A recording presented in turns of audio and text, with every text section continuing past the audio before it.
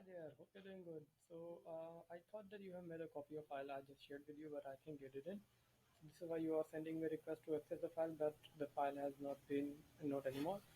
So yeah, I just used this file, made a copy of your file, and made a complete solution for you. So I thought that you are looking for the number of folder and the number of files in that particular folder, and then the file in each folder, the file name and the file link as well. Okay, so here is the complete solution. Here you can see this is exactly the same dashboard with the listing details. So I'll just pasted the folder ID of yours in which you have pasted the dummy files. I'll click on this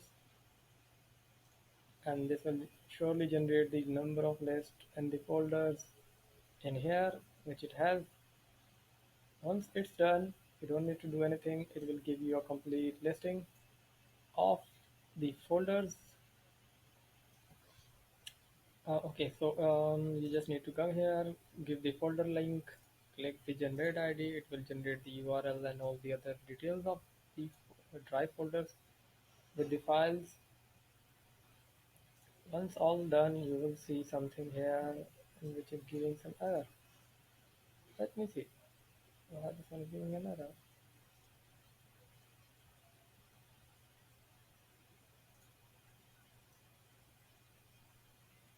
Uh-huh. Okay. Okay, let me do it one more time. I'll delete all of these. Go to the dashboard here. You will see nothing in here.